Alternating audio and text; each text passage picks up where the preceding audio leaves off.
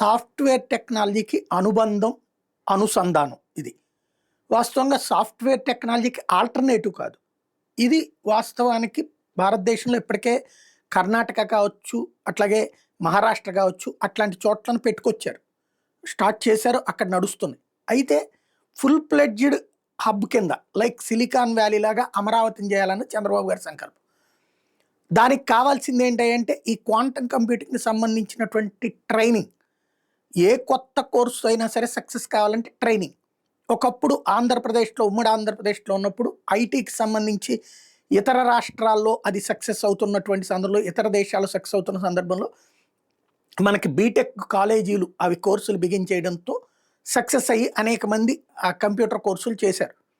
అది పేదలకి అందుబాటులోకి వచ్చింది. అదేమో మొదట్లో అట్లాగా ఆ బీటెక్‌లో ఆ కోర్సులు తీసుకొచ్చింది చంద్రబాబు గారి టైంలో.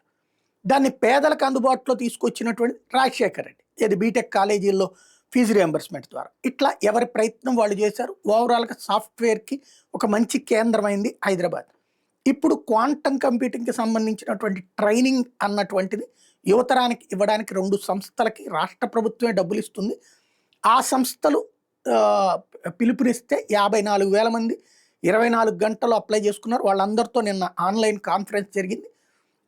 వాళ్ళందరూ కూడా ఈ క్వాంటమ్ కంప్యూటింగ్ నేర్చుకుని చివరికి అది నోబెల్ సాధించాలి మీరు 100,00,00,000 దాకా నేను అట్లాంటి వాళ్ళకి నజరానా ప్రకటిస్తాను లాంటిది కూడా చెప్పుకొచ్చారు.